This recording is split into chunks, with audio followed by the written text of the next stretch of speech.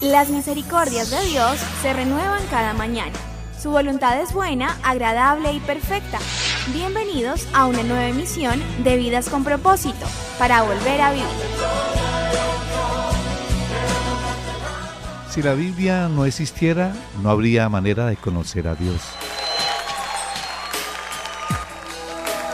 Hola, muy buenos días, bienvenidos a Vidas con Propósito, para volver a vivir.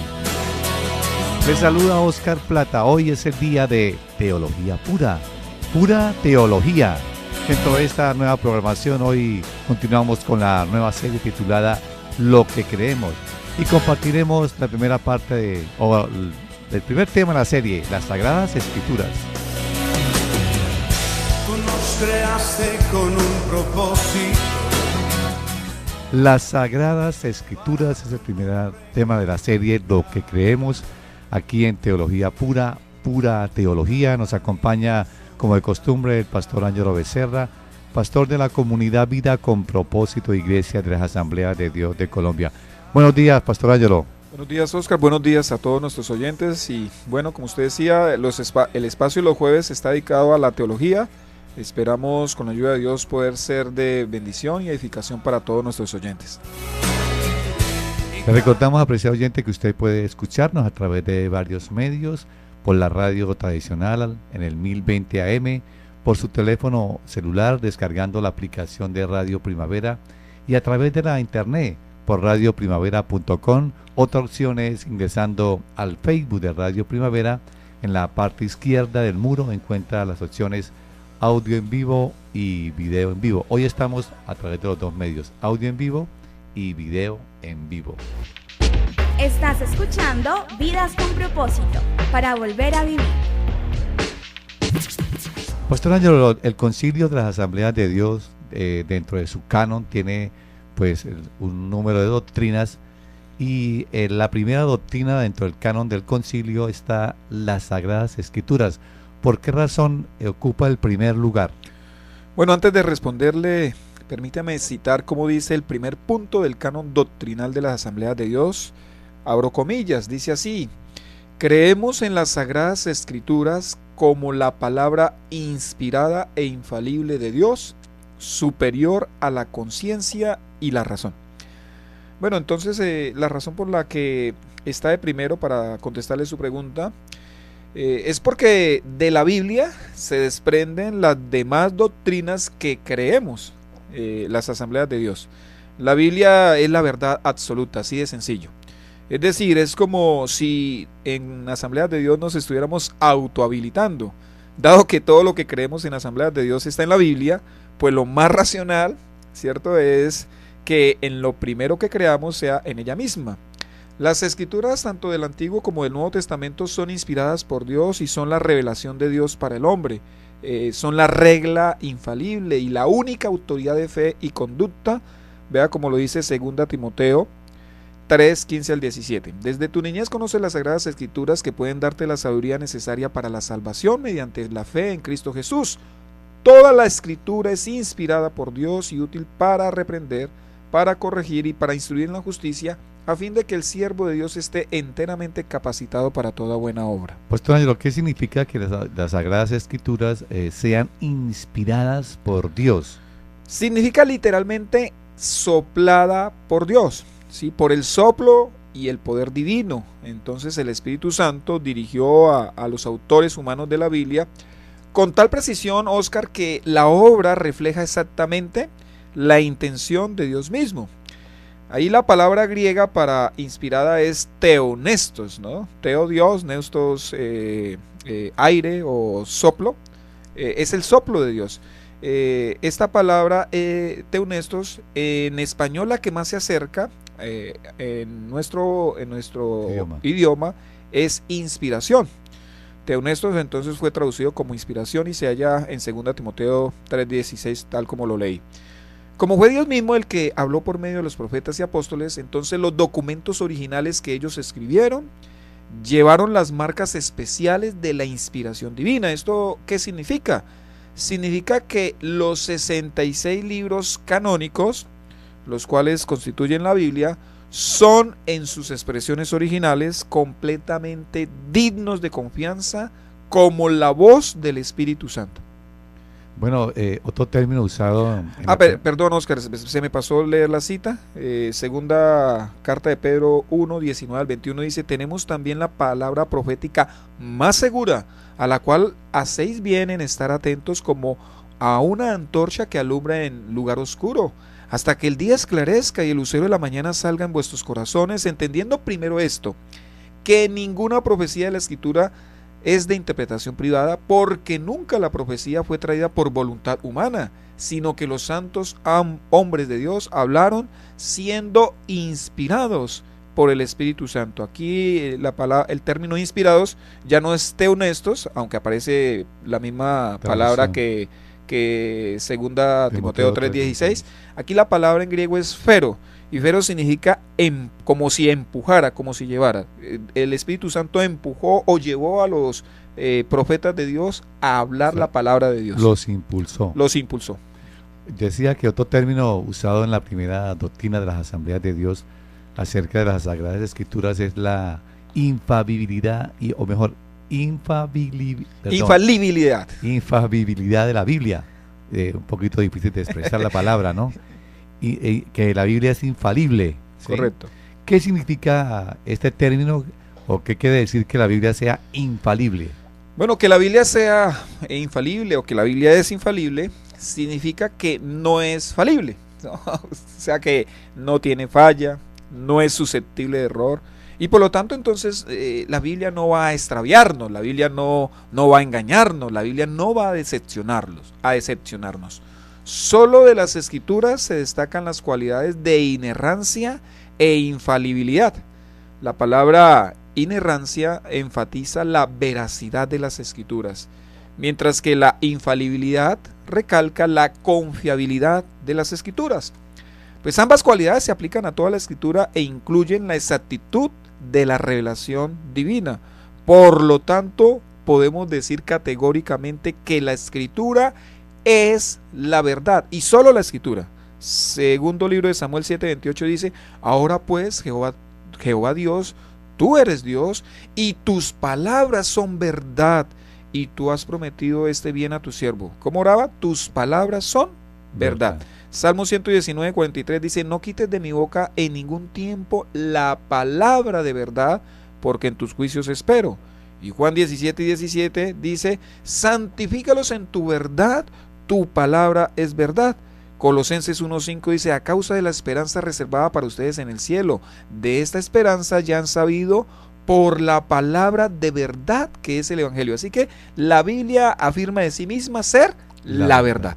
Cuando uno lee un libro puede expresar cuál es el tema central del libro leído. ¿Se puede aplicar esto mismo a la Biblia? ¿Se puede, o si se pudiera resumir, digámoslo así, cuál es el tema central de la Biblia?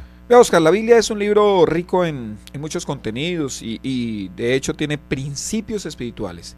El alcance de la Biblia trata aspectos tocantes a la ética moral, a la historia también, inclusive a la administración, a la convivencia, entre otros. Sin embargo, todos estos elementos, digamos que son matices que acompañan el tema fundamental de la Biblia.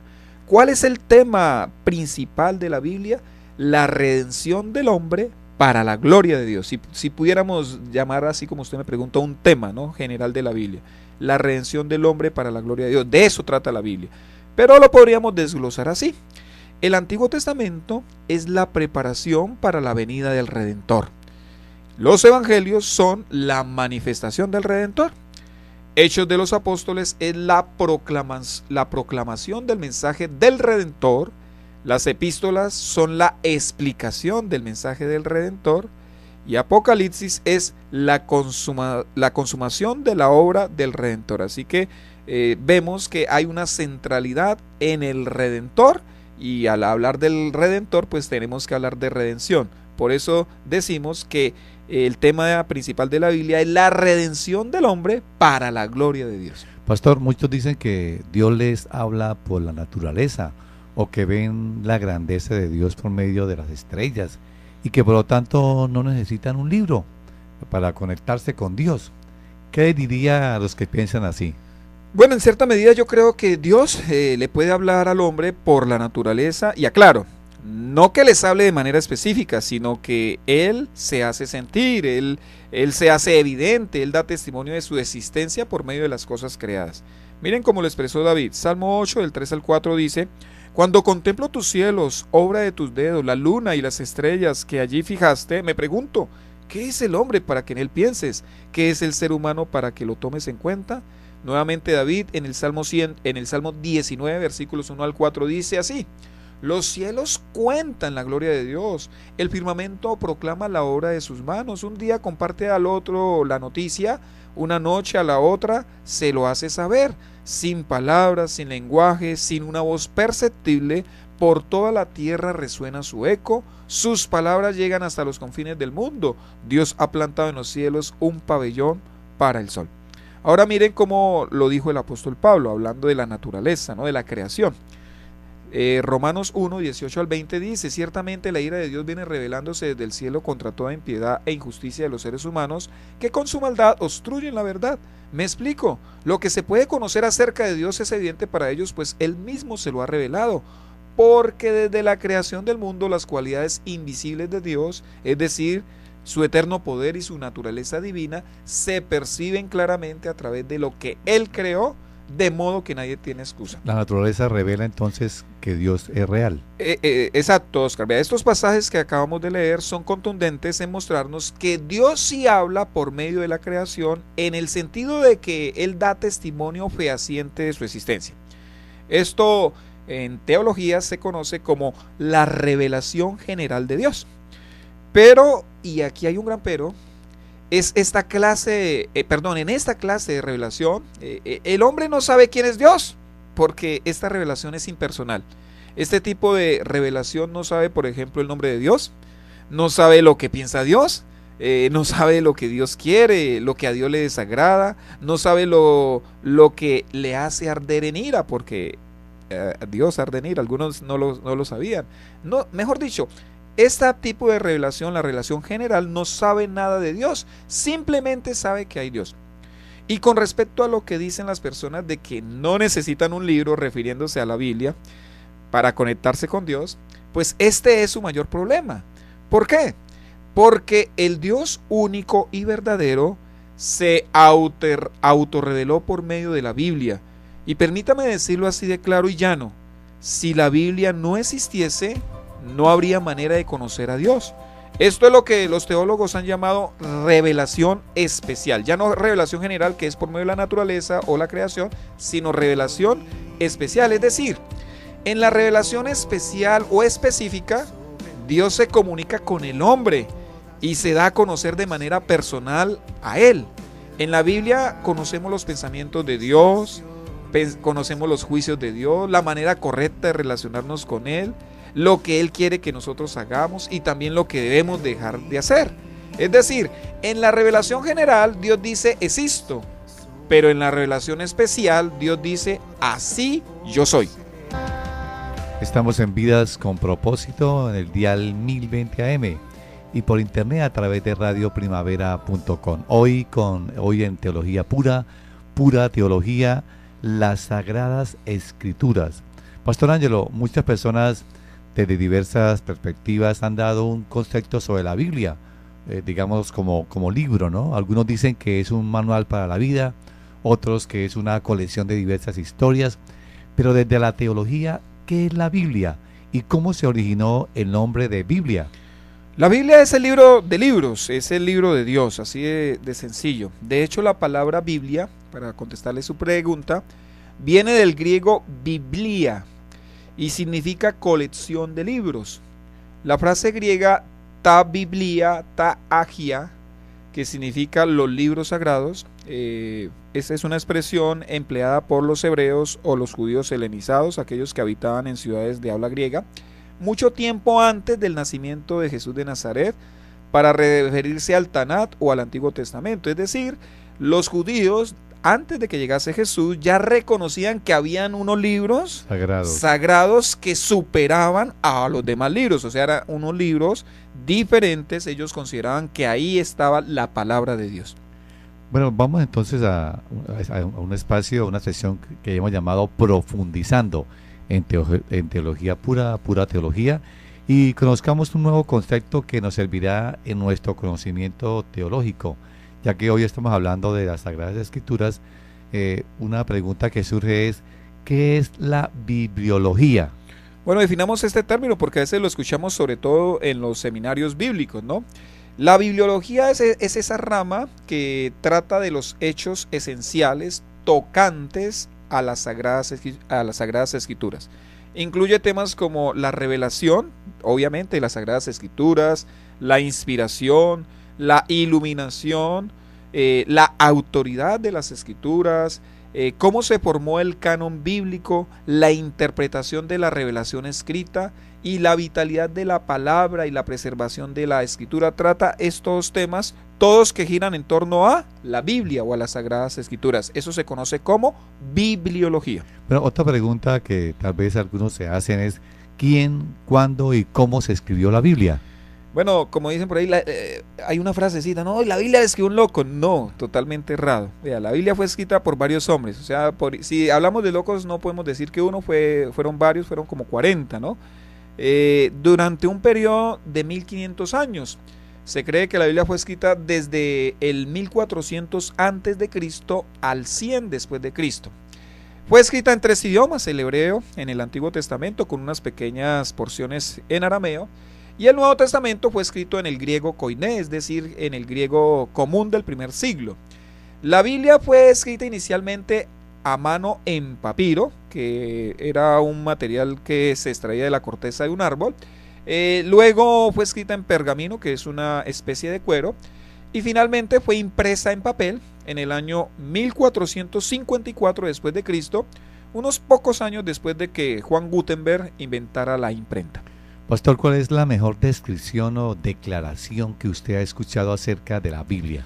Bueno, todo lo mencionaron anteriormente la Biblia, pero a mí me encanta, Oscar, la magistral declaración de los Gedeones, que es una organización cristiana dedicada a la distribución de la Biblia, principalmente el Nuevo Testamento. Ellos lo llevan por hospitales, por clínicas, a batallones y demás.